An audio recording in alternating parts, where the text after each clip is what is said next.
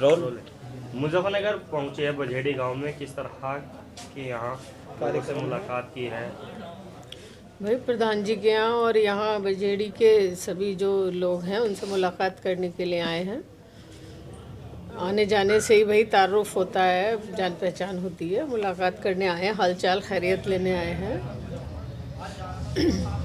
2024 का लोकसभा चुनाव है, किस तरह की तैयारी है? बस सबको ही मालूम है भाई, इलेक्शन आने वाला है और राजनीतिक लोग हैं तो हम तो हर वक्त ही तैयार रहते हैं। क्या आप भी बिजनौर सीट से दावेदारी कर रहे हैं लोकसभा? हाँ बिल्कुल दावेदारी कर रही हूँ और मतलब इशारा भी है मेरे लिए नेताओं का। और बाकी भाई गठबंधन वगैरह हो जाए पक्का तो तभी कहते हैं जब सिंबल हाथ में मिल जाए, वरना तो भाई राजनीति में कोई बहुत किसी चीज़ का वो नहीं होता जब तक कि सिंबल हाथ में ना मिल जाए। लेकिन राजनीतिक लोग हैं, सियासत कर रहे हैं हम लोग, विधायक भी रही हूँ, जिला पंचायत की अध्यक्ष भी रही हूँ, तो जाहिर सी बात है भाई एमपी का चुनाव लड़ना चाहती हूँ। पिछली बार आंवला से लड़ी भी थी, तो बिल्कुल पूरी पक्की दावेदारी है। आप जनता के बीच जाएंगे, किस तरह के मुद्दे जो हैं आपके रहेंगे? देखिए आपको मैं बताऊं कि मैं बिजनौर से विधायक रही हूं, जिला पंचायत की अध्यक्ष रही हूं और काम करना, विकास करना, लोगों के सुख दुख में शामिल रहना, यही हमारा हमेशा से मुद्दा रहा है। और विकास के मुद्दे पे ही चुनाव लड़ेंगे, भाईचारे के मुद्दे पे चुनाव लड़ेंगे।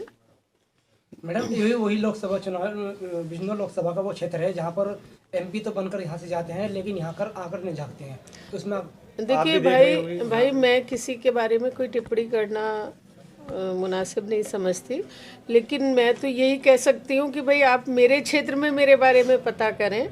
हमने तो हमेशा ही विकास को सर्वोपरि समझा है, विकास किया है और मैंने ही नहीं मेरे पूरे ख़ानदान ने किया है। चाहे तालीम का मामला हो, बहुत सारे एजुकेशनल इंस्टीट्यूट चलाते हैं हम लोग, बहुत सारी संस्थाएं, नर्सरी से लेके और डिग्री कॉलेज और इंजीनियरिंग कॉलेज और एमएड बीएड सभी कुछ क्योंकि मेरे परिवार का ये मानना है कि अगर बच्चे तालीम लेंगे तो फिर उससे मतलब अपने पैरों पे खड़े होंगे, अपने घर का, ख़ानदान का भाई और जो लिविंग स्टैंडर्ड है उसको और बढ़ाएंगे। पढ़ लिख जाएंगे, अपने पैरों पे खड़े हो जाएंगे तो नौकरी भी लगेगी, कारोबार भी करेंगे। और जो विकास की जहाँ तक बात है, मेरे परिवार ने हमेशा ही इलाके में तरक्की करने का काम किया है, चाहे पुल बनाने हो, स्कूल बनाने हो, सड़कें बनानी हो और तमाम चीज़ें जो भी विकास के दायरे में आती हैं। मैंने अपने पूरे कार्यकाल में अपने क्षेत्र में तमाम विकास कराए हैं और ये इस बात की आप लोग तस्दीक करें, जानकारी करें इस चीज़ की। मैं किसी और के बारे में कुछ कहना नहीं चाहती कि वो क्षेत्र में आते हैं या नहीं आते हैं। हम पश्चिम उत्तर प्रदेश में खड़े हैं, गन्ने के बेल्ट भी से कहा जाता है, अभी तक गन्ने का रेट घोषित नहीं किया सरकार ने। किसान लगातार यहाँ पर भी आंदोलन चल रहा है, क्या किसानों की जो समस्या है उसको लेकर किस तरह के मुद्दे रहेंगे? देखिए मैं आपको बताऊं कि मैं भी किसान परिवार से ही हूँ, हम लोग भी खेती करते हैं, गन्ना उगाते हैं और ये जो मुजफ्फरनगर और बिजनौर ये सब इलाका जो है शुगर बोल कहलाता है, यहाँ सबसे ज़्यादा गन्ना पैदा होता है।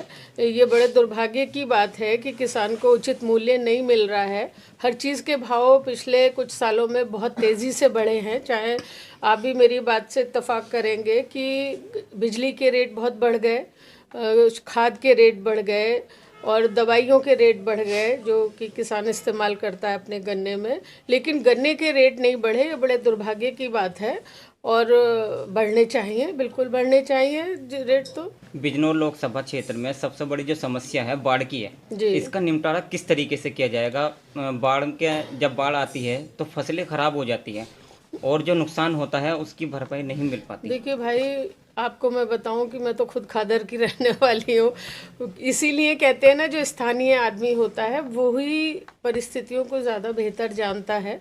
मेरी तो जो बिजनौर विधानसभा थी वो पूरी गंगा से लगी हुई है, चांदपुर की विधानसभा है वो पूरी गंगा के किनारे किनारे ही है, तो ये तटबंध बनना चाहिए जिससे कि किसानों के खेतों में पानी ना आए, रिसाव ना हो। जो पहाड़ी नदियां हैं उनकी उचित व्यवस्था हो कि वो गंगा में डलें।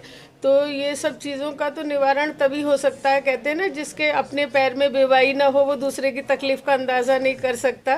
तो इसी तरह हम तो भाई खुद ही यहाँ के स्थानीय ही हैं और यहाँ गंगा के किनारे के ही रहने वाले हैं, तो इसका तो तटबंध बन के ही निस्तारण हो सकता है। यदि आप सांसद बनते हैं जी बिजनौर लोकसभा से, जी, तो पुरकाजी के लिए आपकी क्या प्राथमिकताएं रहेंगी? देखिए मैं आज जो पुरकाजी में आई हूँ इसीलिए आई हूँ कि देखिए क्या होता है कि महीने 15 दिन पहले टिकट होता है, आनन फानन में प्रत्याशी कहीं जा नहीं पाता और उसे कुछ समस्याओं से भी अवगत नहीं होता है।